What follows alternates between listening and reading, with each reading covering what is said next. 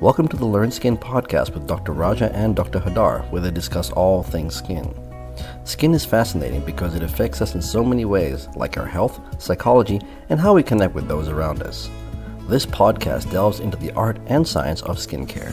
A short disclaimer before we get to the good stuff. Dr. Raja Sivamani and Dr. Hadar Levtov are board-certified dermatologists. This podcast is meant for educational and informational purposes only. All opinions shared do not express the views of Learnskin. Neither this podcast nor any information contained within it are a substitute for professional care by a doctor or other qualified medical professional. This podcast does not constitute medical or other professional advice or services. If you have a medical concern, please consult with your physician.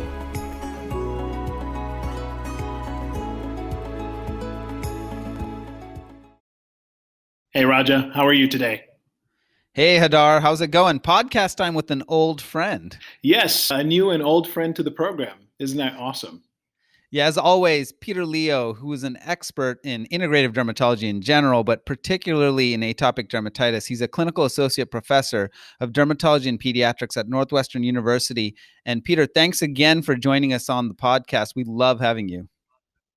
Well, thank you, Raja, and thank you, Hadar. I love being here. This is my favorite place to connect with you guys and think about integrative medicine and dermatology. And we brought you here today because we wanted to talk about atopic dermatitis. And we spoke about atopic dermatitis before, but really we want to hone in because we're getting many questions about moderate to severe atopic eczema and how to handle those tough situations. So we wanted to maybe take a different perspective on it together with you and go on a little bit of a journey. Will you join us? I would love to. Sounds good. So we wanted to talk about moderate to severe atopic dermatitis, but before we get to that, maybe you can give us a little bit of an overview as to what makes atopic dermatitis so challenging to treat at times. Because to somebody listening from the outside, they say, hey, it's just a little rash, you put a little cream, it goes away. Doesn't it? You would think so, and you would hope so for some cases at least. And I think for the mildest cases, it's true. You could get a little bit of irritation on your skin, and maybe even just a moisturizer, or just avoiding things that are irritating it could get you better. And that's a very, very large subset of atopic dermatitis, I think, in the world broadly. Like a lot of it is just mild.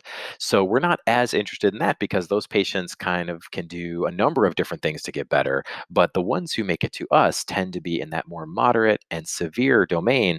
And that's where I think things get really tough. The first thing I think that's important to know is that it is probably not just one disease. You know, we kind of lump this together as atopic dermatitis or atopic eczema. And we know that there are some diagnostic criteria that help us put it there, but we're understanding more and more that with finer and finer tools, this is probably a spectrum of diseases that are all thrown together. And as we learn more, I'm hoping we're going to get better therapies and be able to at least delineate and say, okay, you really need this particular approach and you're going to do better with this approach. So definitely don't do that approach. But we are not there yet. So that's part of the problem. Peter, I really appreciate you mentioning this spectrum of diseases concept because one of the things that comes up frequently is the role of the outside versus the inside versus genetics. And I feel like there's not any one thing that fits as an overarching reason for this. And do you think some of the reasons we get mixed results, because some of the original studies around hard water versus soft water, as an example, used to say, oh, it's very mixed. And then they kind of stratified for folks that actually had a flagran defect versus those that didn't. And then all of a sudden, a lot of them were way more reactive to hard water. So I'm really curious, what features have you noticed that are differences within atopic dermatitis as an umbrella diagnosis? Yes, I think that is in some ways the tip of the iceberg where you look at these old studies. And in fact, we have a paper we've just submitted looking at a number of medicines that have failed trials with this idea that if we only could know a little bit more about the subtypes, maybe we'll be able to go back and pick through the garbage, if you will, of treatments that were thought not to be helpful, but we'll be able to say, oh my goodness, this would help this group of patients, but they didn't know better. They didn't select for that or enrich the population with these patients. So it failed because they were basically treating the wrong thing. You know what I mean? So I think you are spot on. And that may explain some of the discrepancies between the studies that we're seeing right now. One of the wisest things I ever heard was someone talking about evidence-based medicine. And that is very much the pinnacle of scientific medicine in 2019. You know, what is the evidence? I want to know the evidence.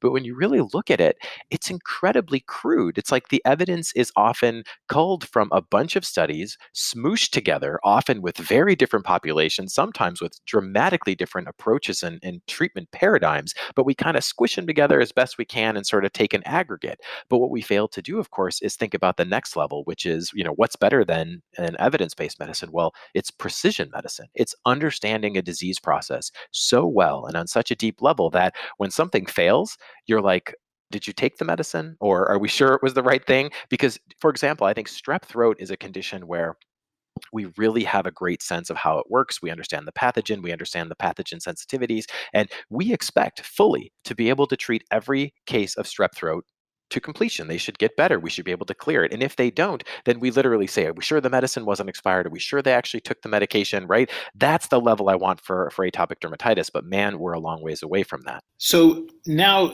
let's move to atopic dermatitis severity, because we wanted to talk about that as a very challenging population. Perhaps you can give us the clinical idea of how do you distinguish mild from moderate to severe, because that is, like you mentioned before, those mild cases can really get treated fairly straightforward treatment. But then when you get these more tough cases, that's kind of the first slit in your algorithm, right? Absolutely. And I think this is proving to be a little bit trickier. It seems like a very straightforward question, but it ends up being a little trickier because this is a highly dynamic disease. And one of the flaws that we're pointing out with a lot of the traditional ways to diagnose severity is that they're point scales. So, for example, one of the most commonly used ones is called the IGA, or Investigator Global Assessment. Now, that has been validated, and it really is a very useful scale. You basically say they're clear, almost clear, mild, moderate, or severe based on sort of how they look at that moment. What it fails to encompass, though, is how they may have looked last week, how they may look tomorrow. So you kind of have this funny spot or point determination of severity, which I think works for a lot of people, no doubt. I think the really severe patients tend to be pretty severe all the time, so you're getting in the ballpark. But there are these other patients that have a seasonal curve. Maybe they look really good in spring and summer, and then as soon as fall hits, they spike up through early winter. Other people, it's the opposite. The dead of summer, particularly maybe in like Miami, Florida heat and humidity, they're miserable all summer long when it's just overwhelmingly hot and humid. So they might have a spike. So if you catch them in the mid-year and they look pretty clear, well, what are they? Are they mild, moderate, severe? Do you average it? So this is one problem. The second problem is that sometimes eczema doesn't look very bad. So you might, using a validated IGA score, give them, let's say you give them mild. They're like, it doesn't look that red, but the impact on their life is enormous. And I have patients like this who have often been dismissed. People say, oh, it's a little red and come on, a little bit itchy. What are you worried about? And they're saying, I can't sleep. My sleep is really disrupted. I'm scratching all night long and I feel like a zombie. Please help me. Even though it doesn't look that bad, I'm miserable. So you kind of have these extremes. And I think we're trying to figure out better and better ways. I think now the push is to look at impact on quality of life. There's the Dermatology Life Quality Index, which is really nice. One of my favorite scales that's easy to do is called the POEM scale. And the POEM scale is so nice because it's 8 questions. The patient can do it themselves, or a guardian can, and you actually capture a little bit of the temporality. So I'm trying to use these more sophisticated tools, but the long story short, the upshot of the answer is really how the patient's doing. If they're really suffering from their condition, I'm going to automatically boost them up regardless of what it looks like. And then the second piece is, even if they look okay and maybe it's not that bad, if it's not responding to the basic things that we're going to try, or that maybe the pediatrician or primary care physician has tried, then again, I'm going to boost them up to a higher level because I'm saying, okay, it looks kind of more mildish, but it's being refractory. So I might in my notes say mild refractory, but for all intents and purposes, you might say this has now become at least a moderate case. Yeah, I think this is very interesting because something we've been so focused on body surface area, what's the quantity that's there, but I like the point that you're making, which is sometimes the area of involvement can make a big difference on quality of life. Do you mind just reviewing maybe some of the anatomical areas where people tend to struggle more with atopic dermatitis than other areas? This is such an important point, and I think we've learned a lot from our psoriasis colleagues, who are honestly about 10 years ahead of us in terms of thinking about the disease, impact on quality of life, and of course therapies. But absolutely, head and neck is incredibly impactful in terms of your well-being and your sense of ability to act in the world. I mean, if your face is bright red and your eyes are all weeping and oozing and open, every single person you meet says, oh my goodness, are you okay? What's wrong with you? The hands are another really important place. If you're shaking hands with people, I mean, when people ask about, our life as a clinician, we shake hands sometimes more than 30 times a day, right? We shake hands with people all day long. If you're in any kind of a business where you're doing that, if you're working with people in any way and your hands are eroded and open and cracked and bleeding, you can't do it. Every single time you have to put your hands together or wear gloves or put your hands in your pockets is another place. Some of the areas that cause a lot of pain, I think, are, and we know, of course, atopic dermatitis likes the folds. So under the armpits, in the groin area, even the antecubital fossa and behind the knees, the popliteal fossa, these are areas that are so sensitive. You could be in pain. You can also be weeping and oozing if the skin is broken and open. So I think there are a lot of areas that can cause particular trouble for our patients. Even if it doesn't look that bad, it's so visible and really can impact them. Yeah, thanks for going through that, Peter. So then it kind of brings us to the next point, which I love your term precision medicine, because it's not just about evidence-based. We also have to focus in on what might be particularly important for that patient in front of you.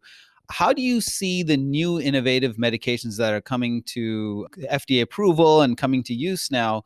How do you see that in the paradigm of precision medicine? I think we're getting closer and closer, and that's really exciting to me. That if we can understand the molecular underpinnings of the disease, and I think this is important for integrative medicine too. What I want to say is that in a lot of ways, some of the other traditions are more advanced, and the one I'm most familiar with is traditional Chinese medicine, where the diagnostic process, the intake process, asking the lifestyle questions, looking at the tongue, feeling the pulse, I think gives you a much more nuanced vision of this disease. And of course, I think, as we've learned from some of the luminaries who've spoken at the Integrative Derm Symposium, they use both. I mean, I think it is important for many times to still have that Western diagnosis along with the traditional Chinese medicine diagnosis. But in theory, the TCM diagnosis can give us more insight into at least one type of a subtype or some type of a phenotype of the disease. And that's really amazing. I presume it's similar for Ayurvedic medicine, where you're going to be able to look at some of the aspects that are contributing to this within the person. And I think maybe the way we'll express that in Western medicine will be through molecular biology, maybe some of the microbiome too, which is a little bit more complicated, but we'll be able to say, look, here's the breakdown of microbiome on the skin, or at least the bacteria. This is what's going on. All of these things, I think we're heading towards a point where we'll be able to figure out exactly what's wrong. And as you say, the newer medicines are much more targeted on some of at least the inflammation pathways. So what we're seeing is a big explosion in understanding about the very specific inflammatory pathways. So for example, dupilumab, one of the new biologic agents, the only one right now that's on the market, is so cool because it binds specifically to this IL-4 receptor, and it's blocking a very specific type of inflammation without doing a lot of collateral damage to the immune system, which is not true of basically all of our other things in our armamentarium, which sort of are nuclear missiles. They blast the entire immune system, shut it down, which is effective, no doubt, but at what cost? So now finally we're saying, okay, this one seems really important for most of the people with atopic dermatitis, and it seem to be the case that most people get better on it. It's not obviously not a panacea, and it's not going to work for every single patient, but in a way, I think we were excited to see, would there be a subgroup who totally didn't respond that we could learn more about? But the truth is, it seems to help most of these patients. And even it seems like it's going to help some diseases outside of atopic dermatitis that are kind of using that same pathway, such as bullous pemphigoid. And of course, we know it's already approved for asthma and also approved for nasal polyposis and sinusitis. So there's a group of these allergic diseases that all seem to share this pathway. Now, can we get more specific? And the JAK inhibitors may be in some ways a little bit less specific, but still are more specific than the things we've had before. And there are other new agents, such as the aryl hydrocarbon receptor agonists, that are going to change the way we think about it. I am hoping, at least. Yeah, I like this analogy, and I can just comment on Ayurvedic medicine as well. It's very interesting because atopic dermatitis is a Western diagnosis. When you look at it from the Ayurvedic perspective, you definitely have multiple subsets that are already in there. And different doshas will be dominantly imbalanced, and so you definitely have a different grouping of people that are more inflammatory, more dry, or more itchy. So this sort of a concept has existed there for a while, and I think, like you said, now with the new medications that are coming and potentially targeting through the microbiome or through very specific molecular pathways, I think your comment is very apropos. We're moving in this direction of really trying to stratify the population and making the treatment perhaps a bit more unique in doing so. Well, Peter, I had a question about the specialty atopic dermatitis continuing medical education series that's being released on Learnskin. And I know that you're the chair for this program. Can you talk a little bit about now that we've talked a bit about moderate to severe atopic dermatitis and what makes it special, what are you hoping to accomplish with this CME series that we're putting out? I firmly believe that the best way to take care of atopic dermatitis, regardless of where you're coming from, but I really believe it's the best way is to use some form of integrative approach. And the reason is because there's so many different pieces of this disease. And one of the things we talk about in the course, and we're going to get into increasingly, is this idea of these domains of the disease. And I think, of course, this is not only for atopic dermatitis, it's just that atopic dermatitis is in some ways a beautiful paradigm to study. But we have, for example, the skin barrier dysfunction. This is a real thing, and we know that it's closely related to the gut barrier dysfunction. So we kind of create this pillar or domain of barrier. And we can think about what are ways to fix the barrier. Well, we have some things in traditional, Western medicine, moisturizers, for example, but we also are learning about different nutraceuticals, different dietary modifications, environmental modifications that come from other traditions that I think are really important. On top of that, I really like to use the concept of something that I learned when I studied acupuncture of tonification or strengthening.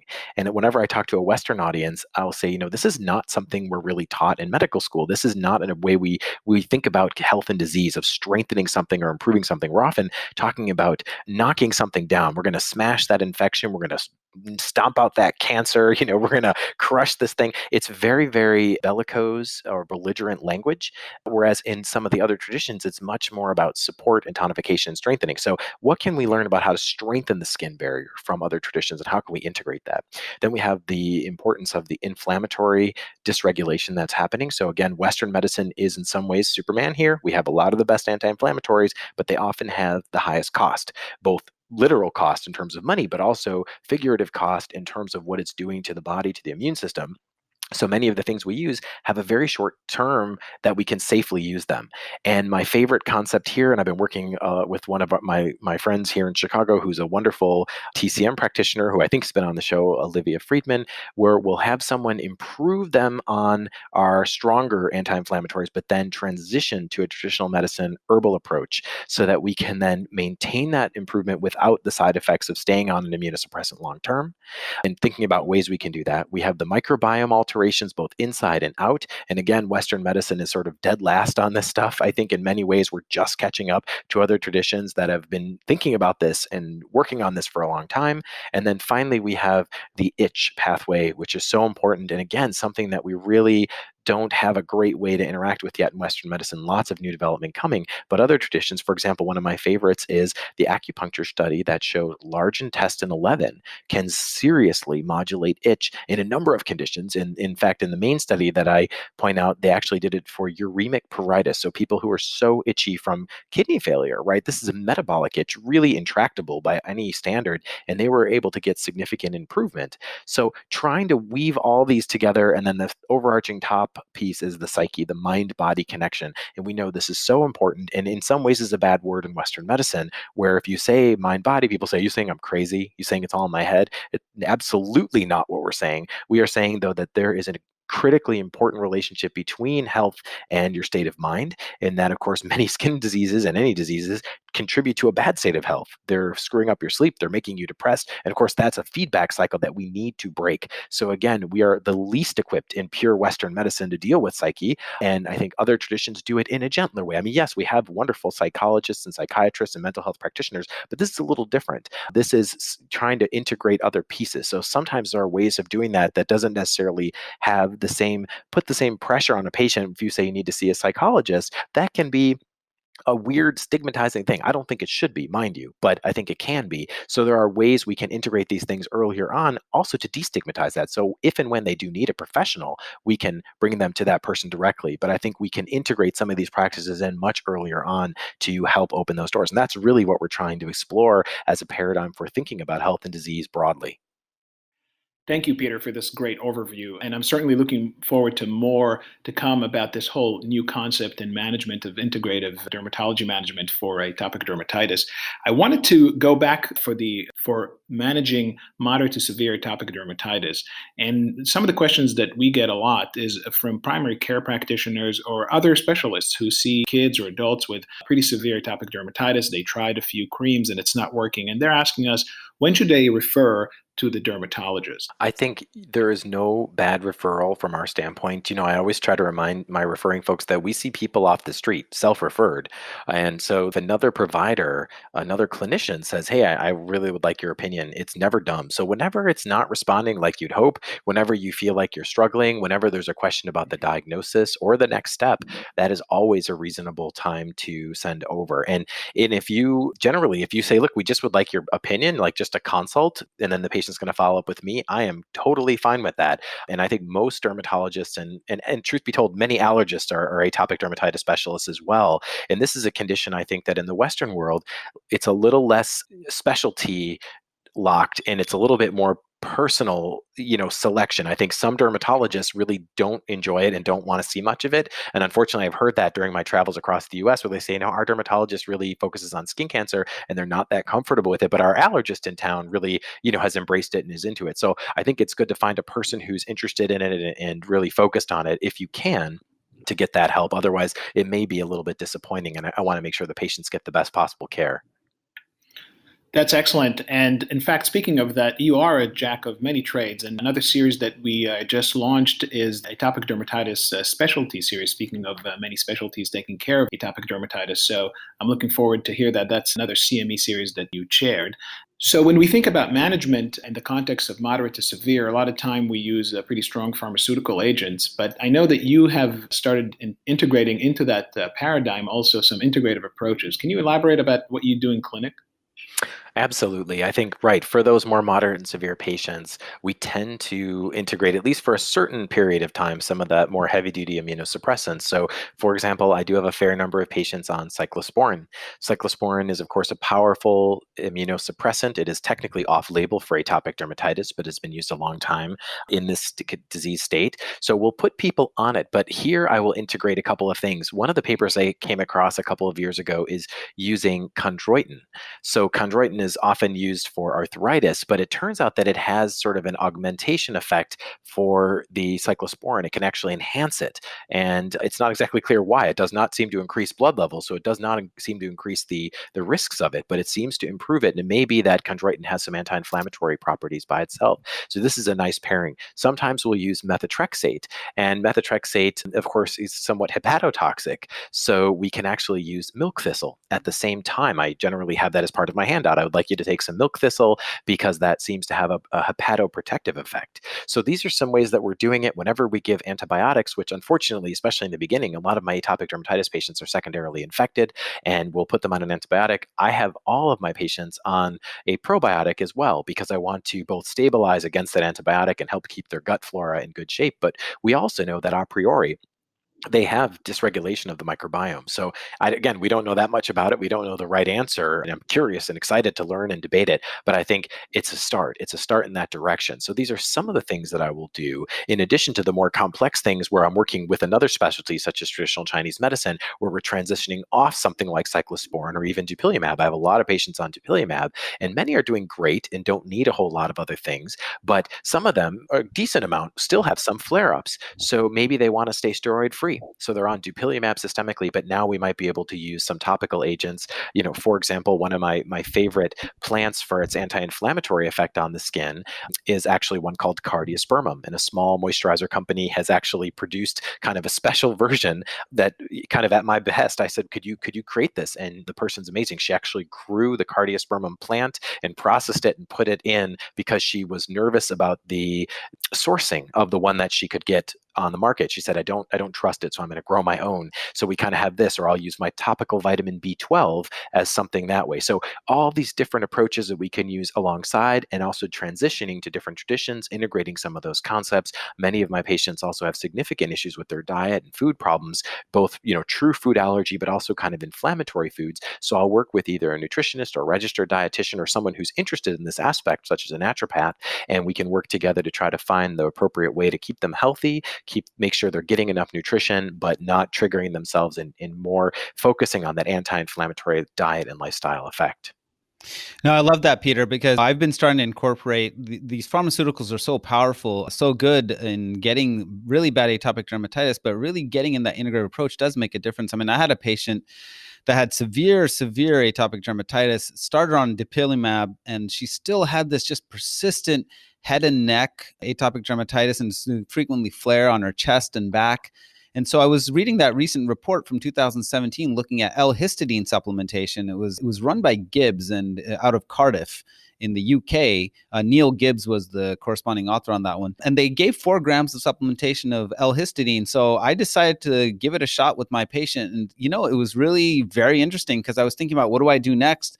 I put her on the L-histidine and she is much better controlled now. And in fact, to the point where now tapering down whatever little steroid we were trying to just keep on her to kind of hold her at her wit's end. So it's very interesting to look at these integrative approaches because I think it offers a lot more possibilities and potential for patients to take control.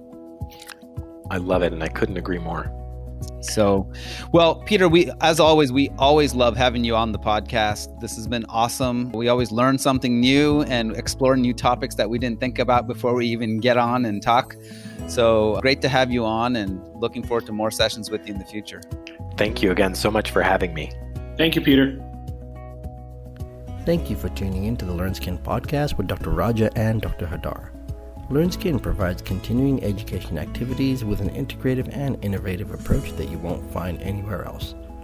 Become a premium member today to access our entire catalog of content, enhance your practice, and improve patient outcomes. Learn more at learnskin.com/membership.